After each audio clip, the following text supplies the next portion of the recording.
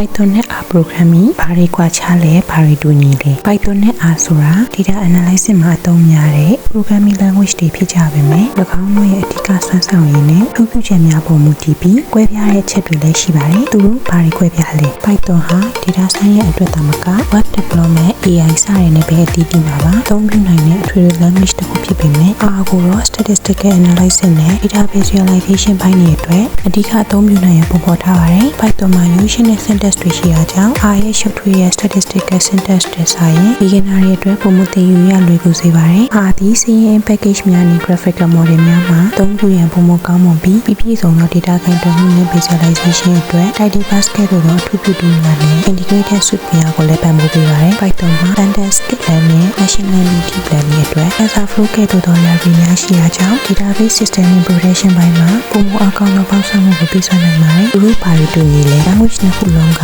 ကြီးမားတဲ့ data set များနဲ့ data operation များကိုထိရောက်စွာကိုင်တွယ်နိုင်ပါတယ်အသုံးပြုတဲ့ tool တွေခွဲပြားပေမဲ့နှစ်ခုလုံးက data manipulation statistical analysis နဲ့ machine learning တို့အတွက် library များစွာပါရှိပါတယ်နှစ်ခုလုံးကို data science ဘိုင်းမှာကျေပြည့်ပြည့်အသုံးပြုကြပြီးတစ်ခါတည်းမှာ language တစ်ခုချင်းစီရဲ့အသာချက်တွေကိုပေါင်းစပ်ပြီး project တစ်ခုထဲမှာအတူတကွအသုံးပြုတာမျိုးလည်းရှိတတ်ပါတယ်ဥပမာ R2 ပိုင်းကဲ့သို့သော interface များမှာတစ်ဆင့် Python တွင် R ကို run ခြင်း Python နဲ့ R programming ရဲ့တူညီချက်၊ကွဲပြားခြားနားချက်တွေကိုသိရှိသွားပြီဆိုတော့နောက်ထပ်နည်းပညာနဲ့ပတ်သက်ပြီးသိချင်တဲ့အကြောင်းအရာလေးတွေရှိရင် comment section လေးမှာမှတ်သွားလို့ရပါတယ်နော်